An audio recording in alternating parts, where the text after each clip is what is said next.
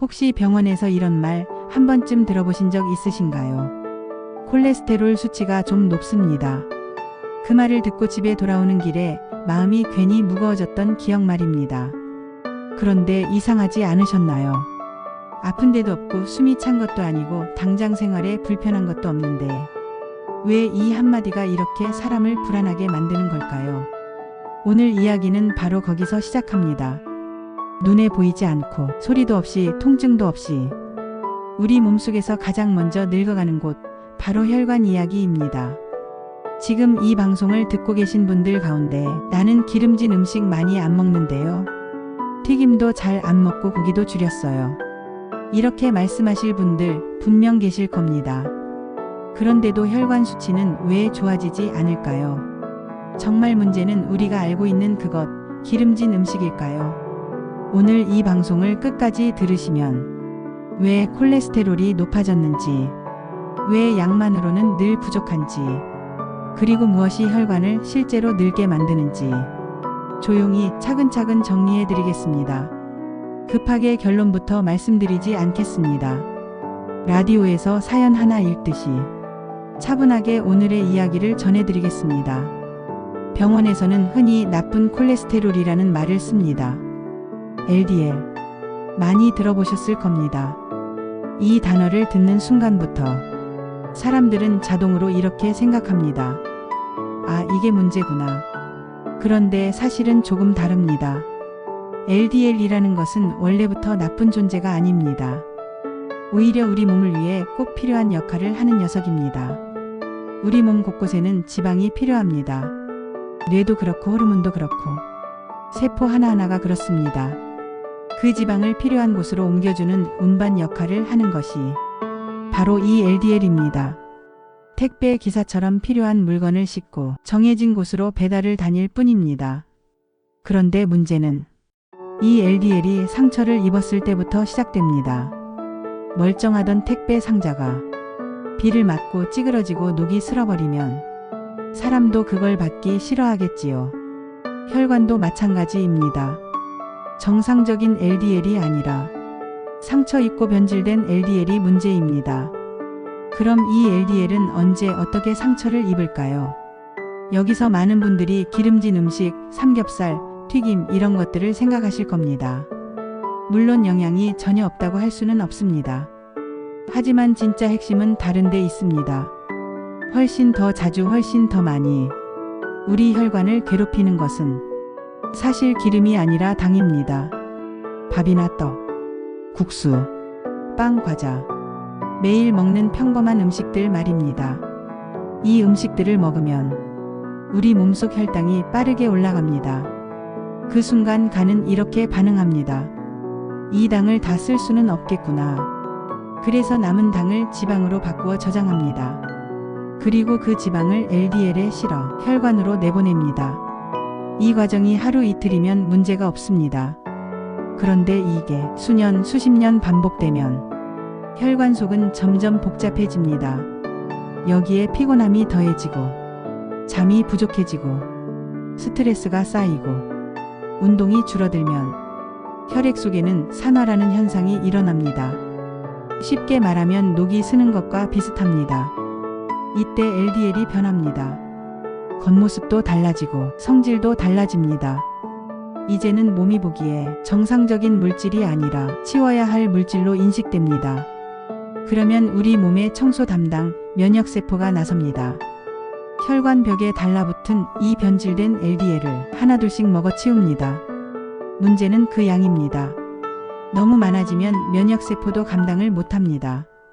기름을 잔뜩 먹은 면역세포는 점점 커지고 무거워지고 결국 그 자리에서 죽어버립니다.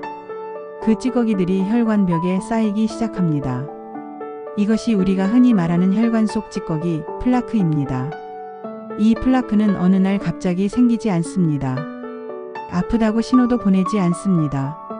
조용히 아주 천천히 혈관의 길을 좁혀갑니다. 그래서 더 무섭습니다. 증상이 없으니까요. 오늘 이 이야기를 왜 이렇게 길게 시작했을까요? 이제부터 나올 이야기의 핵심을 제대로 이해하시려면 이 구조를 먼저 아셔야 하기 때문입니다. 지금부터는 이렇게 만들어진 혈관 속 찌꺼기를 어떻게 다루어야 하는지, 그리고 많은 분들이 기대하는 영양제들이 왜 한계가 있는지 하나씩 짚어보겠습니다. 지금까지 들으시면서 내 이야기 같다 느끼셨다면 이미 늦은 이야기가 아닙니다. 혈관은 생각보다 회복력이 있는 조직입니다. 다만 방향을 잘 잡아야 합니다. 앞선 이야기에서 혈관이 막히는 과정이 어느 날 갑자기 벌어지는 일이 아니라는 점, 그리고 그 시작이 생각보다 조용하다는 점을 말씀드렸습니다. 이쯤 되면 이런 질문이 자연스럽게 떠오르실 겁니다. 그래서 뭘 먹어야 하느냐? 이미 막힌 건 어떻게 해야 하느냐? 사실 많은 분들이 이 질문을 품고 이미 여러 가지를 해오셨습니다. 오메가3도 챙겨 드시고, 건강식품도 바꿔보고, 기름진 음식도 줄여보셨을 겁니다. 그런데도 수치는 그대로거나 조금 나아졌다가 다시 올라가고, 그 과정을 반복하는 경우가 참 많습니다. 왜 그럴까요? 이유는 단순합니다. 지금까지 우리가 해온 대부분의 관리가 앞으로 더 나빠지지 않게 하는 것에 집중되어 있었기 때문입니다. 마치 집안에 먼지가 쌓여 있는데 환기만 시키는 것과 비슷합니다. 바람을 잘 통하게 하면 새로운 먼지는 덜 들어오겠지요. 하지만 이미 쌓인 먼지는 여전히 바닥에 남아 있습니다. 혈관도 마찬가지입니다. 이미 상처 입은 LDL, 이미 벽에 붙어버린 찌꺼기들은 그냥 두면 쉽게 사라지지 않습니다. 그래서 어떤 분들은 이렇게 말씀하십니다. 나는 오메가3를 몇 년째 먹고 있는데 왜 달라진 게 없을까요? 이 질문에는 정답과 오해가 함께 섞여 있습니다. 오메가3는 분명 좋은 역할을 합니다. 피를 부드럽게 만들고, 혈액이 서로 엉키지 않게 도와주고, 앞으로 쌓일 위험을 줄여줍니다. 하지만 이미 생긴 찌꺼기를 직접적으로 없애는 역할은 아닙니다. 이걸 이해하지 못하면 계속 실망만 하게 됩니다. 그래서 오늘 이야기의 방향은 무엇을 더 얹을 것인가가 아니라 본질적으로 정리할 수 있는 것이 무엇인가에 있습니다. 여기서 한 가지 과일 이야기를 꺼내보겠습니다. 아마 이름은 익숙하실 겁니다. 바로 석류입니다. 예전에는 피부에 좋다, 여성에게 좋다, 이런 이미지로 더 많이 알려졌던 과일입니다. 하지만 이 과일의 진짜 힘은 겉모습이 아니라 혈관 안에서 드러납니다. 석류가 주목받는 이유는 단순히 비타민이 많아서도 아니고 맛이 좋아서도 아닙니다. 이 안에는 다른 과일에서는 거의 찾기 어려운 특별한 성분이 들어 있습니다. 푸니칼라진이라고 불리는 이 성분의 역할은 아주 분명합니다. 혈관벽에 달라붙은 끈적해진 지방 찌꺼기인 상처 입은 LDL이 더 이상 자리를 잡지 못하도록 환경을 바꾸는 것입니다. 여기서 중요한 포인트가 하나 있습니다. 이 성분은 그냥 항산화라는 말로 간단히 설명할 수 있는 수준이 아닙니다. 몸속에서 일어나는 산화라는 반응 자체를 눈에 띄게 낮추는 방향으로 작용합니다.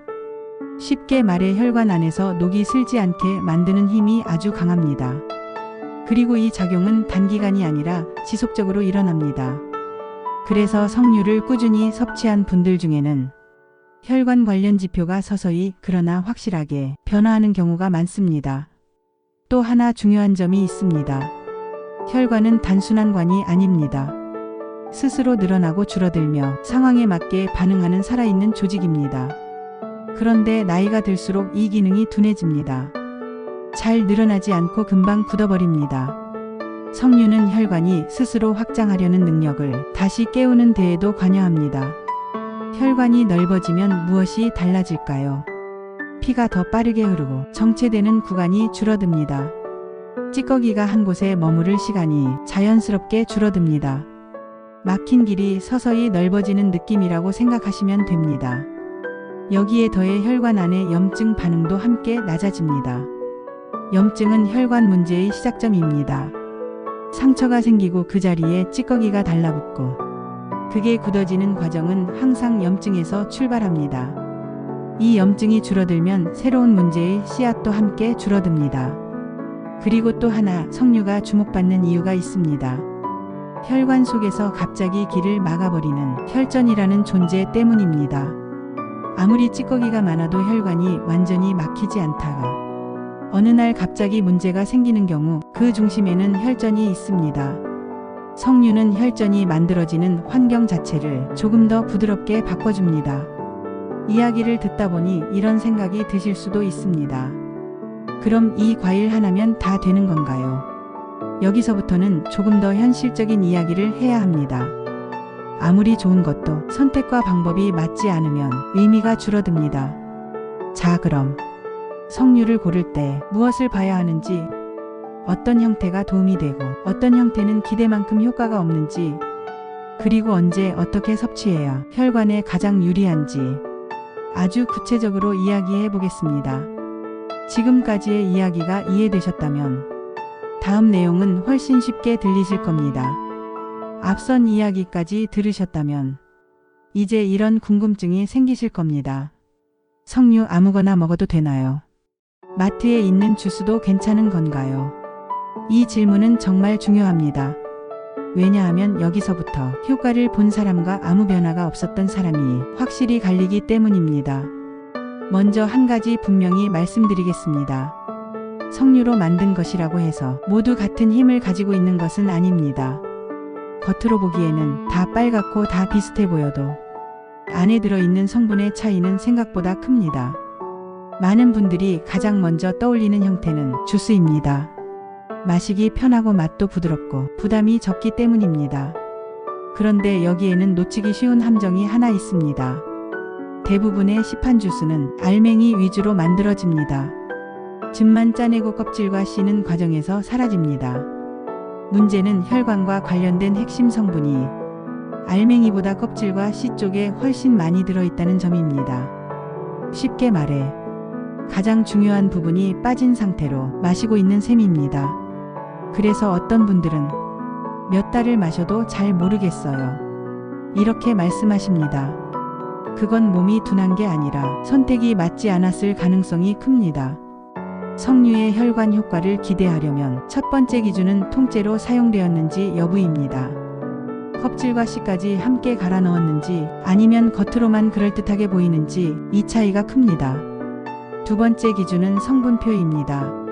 성분표를 보면 물, 과당, 향료, 색소 이런 것들이 먼저 적혀 있는 경우가 많습니다. 이런 제품은 혈관 관리 목적과는 거리가 멉니다. 맛은 좋을지 몰라도 우리가 기대하는 역할은 하기 어렵습니다. 또 하나 많이 받는 질문이 있습니다. 국산이 좋을까요? 해외산이 좋을까요? 이 질문에는 정답이라기보다 목적에 따른 선택이 있습니다. 국산 제품은 맛이 부드럽고 단맛이 적당해서 마시기 편합니다. 일상적으로 즐기기에는 장점이 있습니다. 하지만 혈관 관리라는 분명한 목적을 놓고 보면 해외에서 재배된 품종이 조금 더 유리한 경우가 많습니다. 껍질이 두껍고 씨가 많은 품종일수록 우리가 원하는 성분의 함량이 높은 편이기 때문입니다.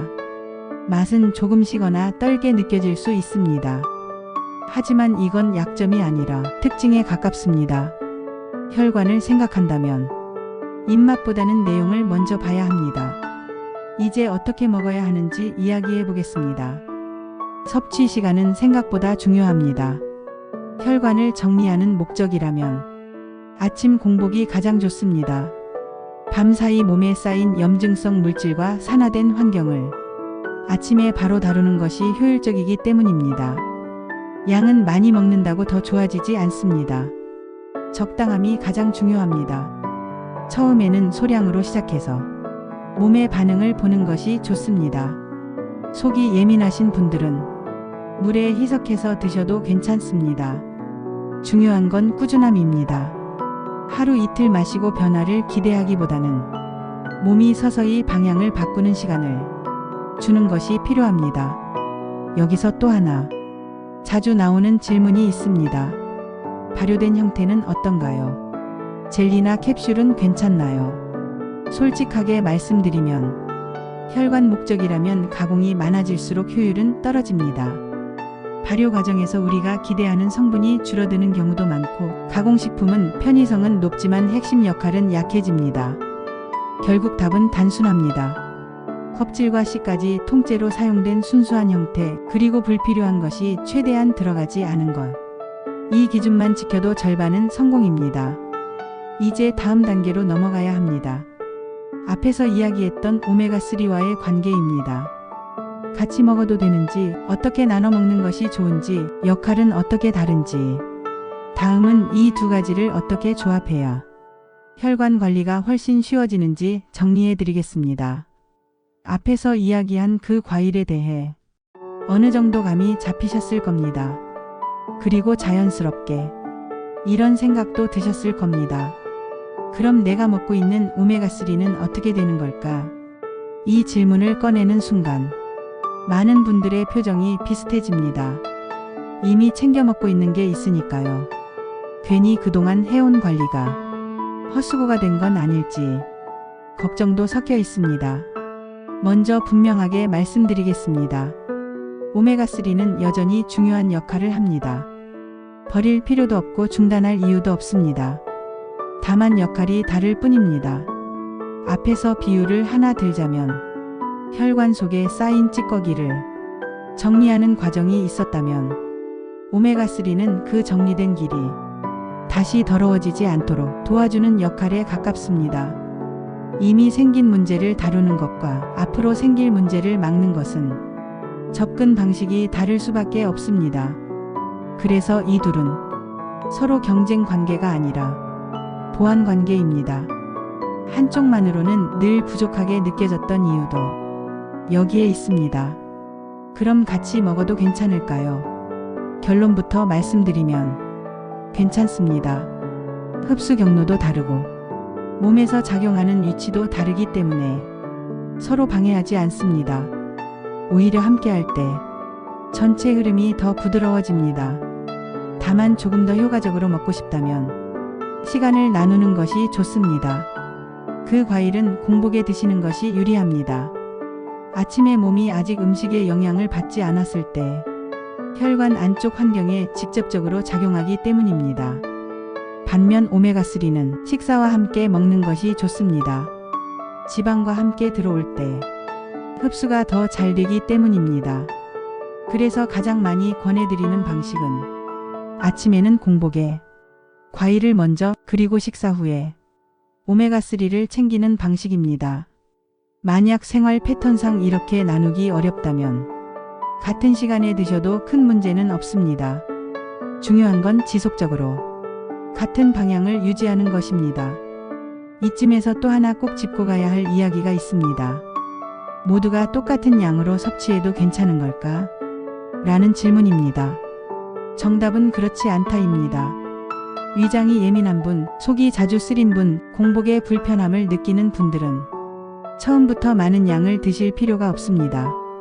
소량으로 시작해 몸의 반응을 살피는 것이 훨씬 현명합니다. 특히 혈액을 묽게 하는 약을 이미 복용 중인 분들은 양을 조금 더 조심하셔야 합니다. 과일과 오메가3 모두 혈액 흐름을 부드럽게 하는 쪽으로 작용하기 때문에 과하면 멍이 쉽게 들거나 몸이 무겁게 느껴질 수 있습니다. 이런 경우에는 양을 줄이고 반응을 천천히 보는 것이 좋습니다. 여기까지 들으시면서 이런 생각이 드실 수도 있습니다. 이렇게 챙기기만 하면 이제 다 괜찮아지는 걸까? 여기서 잠깐. 아직 한 가지가 남아 있습니다. 아무리 좋은 것을 먹어도 생활 습관이 그대로라면 속도는 느려질 수밖에 없습니다. 그래서 마지막으로 이 모든 이야기를 현실에서 유지할 수 있도록 생활 속에서 꼭 짚어야 할 몇 가지 핵심만 정리해 드리겠습니다. 어렵지 않습니다. 이미 알고 있지만 자주 놓치고 있던 것들입니다. 앞에서 우리는 혈관이 어떻게 늙어가는지, 왜 좋은 것만 먹어도 부족했는지, 그리고 무엇을 어떻게 조합해야 방향이 잡히는지까지 차분히 살펴봤습니다. 이쯤 되면 이런 마음이 드실 수도 있습니다. 이제 뭘 더 해야 하지? 혹시 내가 놓치고 있는 게 또 있나? 사실 답은 생각보다 멀리 있지 않습니다. 혈관을 바꾸는 진짜 힘은 어떤 특별한 한 가지가 아니라 매일 반복되는 선택에 있습니다. 먼저 가장 현실적인 이야기부터 해보겠습니다. 식사입니다. 혈관 관리에서 폭식과 야식은 가장 확실한 지름길입니다. 이건 과장이 아닙니다.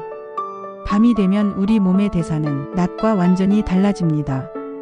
같은 음식을 먹더라도 지방으로 훨씬 더 잘 바뀝니다. 특히 밤에 먹는 밀가루나 튀김, 달콤한 음식들은 혈당을 빠르게 흔들고 그 과정에서 산화 환경을 만들어냅니다. 아침에 아무리 잘 챙겨도 저녁에 이 패턴이 반복되면 혈관은 다시 원점으로 돌아갑니다. 그래서 식사의 원칙은 단순합니다. 아침과 점심은 제대로 드시고 저녁은 가볍게. 양을 줄이기 어렵다면 시간이라도 앞당기는 것이 도움이 됩니다. 두 번째는 정제된 탄수화물입니다. 밥, 빵, 국수, 과자. 이 자체가 문제라기보다 과도함이 문제입니다. 이 음식들이 혈관 안에서 빠르게 산화된다는 점을 기억하셔야 합니다. 완전히 끊지 못해도 괜찮습니다. 줄이기만 해도 몸은 분명히 반응합니다. 세 번째는 걷기입니다. 운동이라고 하면 괜히 부담부터 느끼시는 분들이 많으십니다. 하지만 혈관 건강에서 가장 강력한 운동은 사실 걷기입니다. 걷기 시작하면 다리 근육에서 혈관을 확장시키는 물질이 자연스럽게 분비됩니다. 이 물질은 앞에서 이야기했던 혈관의 탄력을 되살리는 데 중요한 역할을 합니다. 과일이 혈관 안을 정리해 준다면 걷기는 그 정리된 흐름을 몸 전체로 퍼뜨려 줍니다. 길게 하지 않아도 됩니다. 하루 20분에서 30분이면 충분합니다. 집 안에서 제자리로 해도 괜찮습니다. 네 번째는 물과 햇빛입니다. 피가 끈적해지지 않으려면 충분한 수분 섭취가 필요합니다. 목이 마를 때만 마시기보다는 조금씩 나누어 자주 드시는 것이 좋습니다. 그리고 햇빛. 요즘은 햇빛을 일부러 피하는 분들도 많지만 적당한 햇빛은 혈관에도 중요한 역할을 합니다. 비타민 D는 염증을 조절하고 혈관벽을 보호하는 데 관여합니다. 따뜻한 시간대에 잠깐이라도 밖을 걷는 것만으로도 몸은 충분히 반응합니다. 마지막으로 꼭 드리고 싶은 말이 있습니다. 콜레스테롤 수치, 혈관 수치는 우리 몸의 성적표가 아닙니다. 나는 왜 이렇지? 이 나이에 어쩔 수 없지. 이렇게 자신을 몰아붙일 이유가 없습니다. 혈관은 생각보다 회복력이 있는 조직입니다. 방향만 맞으면 천천히라도 분명히 달라집니다. 어떤 분은 수년 동안 쌓였던 수치가 몇 달 사이에 움직이기 시작하기도 합니다. 중요한 건 완벽함이 아니라 지속입니다. 오늘 이야기 중 한 가지만이라도 내일의 생활에 살짝 옮겨보신다면 그걸로 충분합니다. 아침에 공복으로 하나 챙기는 것, 저녁을 조금 줄이는 것, 잠깐이라도 걷는 것. 그 작은 선택들이 모여서 혈관의 방향을 바꿉니다. 지금까지 긴 이야기를 끝까지 들어주셔서 진심으로 감사합니다. 혹시 지금 혈관 건강에서 가장 걱정되는 부분이 있으시다면 또는 이미 하고 계신 관리가 있다면 댓글로 조용히 남겨주세요. 누군가의 이야기가 또 다른 누군가에게는 큰 위로가 될 수도 있습니다. 오늘 이 방송이 여러분의 몸을 조금 더 믿게 되는 계기가 되었으면 합니다. 감사합니다.